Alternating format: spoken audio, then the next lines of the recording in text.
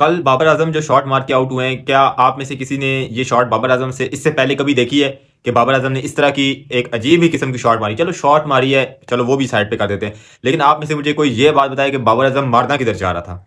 वो शॉट मारना किधर जा रहा था? मुझे नहीं समझ आई। मैं कितनी दफा देख चुका हूँ वीडियो कि मुझे नहीं समझ आई कि बाबर आजम क्या ऑफ साइड के ऊपर से मारना चाह रहा था, क्या मिड विकेट पे पोल मारा था, क्या फ्रंट पे मारना चाह रहा था? मुझे नहीं समझ आई बाबर आजम वो शॉट किधर मारना चाह रहा था। आप उसको क्या बनाना चाह रहे हैं? वो फेलियर बनाना चाह रहे हैं जो बनाने के चक्रों में आप जब वो नहीं बन पाता तो उसको उठा के बाहर कर देते हैं। वो फेलियर बनाना चाह रहे हैं कि जिसकी कोई सक्सेस स्टोरी नहीं है। वो फेलियर बनाना चाह रहे हैं कि अगर ना बना तो लात मार के बाहर कर दी जाएगी। यस, मैं बात कर रहा हूं मोहम्मद हारिस की। आपने हारिस को स्लॉगर बनाया ना, आपने हारिस को हर तरह यूज किया कि यार हम अपनी जो है ना नुस्खे उसके ऊपर ट्राई करें, नहीं हुए ट्राई, लात मार के उसको बाहर कर दिया। क्या सक्सेस स्टोरी है जो आप स्लॉगर बनाना चाह रहे हैं उसको? वो उसकी गेम ही नहीं है। आया है वो पहली बॉल दूसरी बॉल पे वो शॉट मारा है। क्या आपने इससे पहले कभी देखा बाबर आजम? क्या बाबर आजम को खुद नहीं पता कि मैं टेक्निकली इतना सॉलिड बैटर हूं, मुझे अपनी गेम खेलनी है? अपनी गेम से क्या मुराद है? आपके आने से पहले, माइक हसन साहब के आने से पहले बाबर आजम का 141 का स्ट्राइक रेट है, 33 की उसकी एवरेज है इन लास्ट 2 ईयर्स जो अपनी उसने गेम चेंज की है। तो अगर बाबर आजम उस गेम पे रहे तो वो ठीक नहीं है।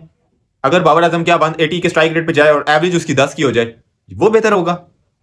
तो बाबर आजम को खुद भी पता है कि मैंने कौन सी गेम खेलनी, मैं स्लॉगर नहीं बन सकता। वो अपने आप जबरदस्ती मतलब पता नहीं क्या करना चाह रहा है कि मैंने उसको भी गलत प्रूव करना है, मैंने उसको भी गलत प्रूव करना है कि मेरी T20 में जगह। भाई तुझे किसी को जरूरत ही नहीं है प्रूव करने की।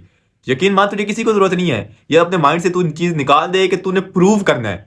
हाँ, तूने रन्स करने हैं, बेहतर रन्स करने हैं, मैचेस जितवाने हैं, मजीद रन्स करने हैं, अपनी वो जो लेगेसी है उसको कंटिन्यू करना है, उसको बचाना भी है। कंटिन्यू क्या करना है? उसको कंसिस्टेंट उस जगह पे लेगेसी को रखना भी है, लेगेसी को।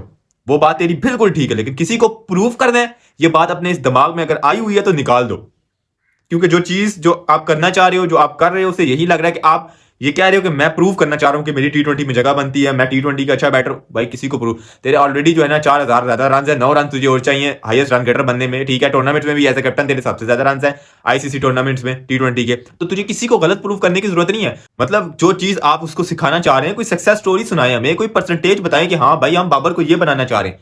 आप उसकी बाबर की प्रैक्टिस सेशन देखे, बाबर स्लॉगिंग स्लॉगिंग स्लॉगिंग। ओ भाई नहीं है वो स्लॉगर, ना ही बन सकता है, ना ही आपकी कोई ऐसी हिस्ट्री है कि आपने किसी को स्लॉगर बनाया है तो वो सक्सेस भी हुआ है। कुछ भी नहीं है आपकी सक्सेस स्टोरी। तो जो बनाना चाह रहे हैं वो नहीं बन सकता। उसकी अपनी गेम है, 141 का उसका स्ट्राइक रेट है, 33 की एवरेज है, वो अपनी गेम को कंटिन्यू करे। आपने अगर सबको ही स्लॉगर बनाना है ना, तो एशिया कप में भी यही हुआ था। सबने स्लॉगिंग की और सभी घर वापस आए हैं हर ओवर के बाद। हर ओवर के बाद एक विकेट गिरती रही है।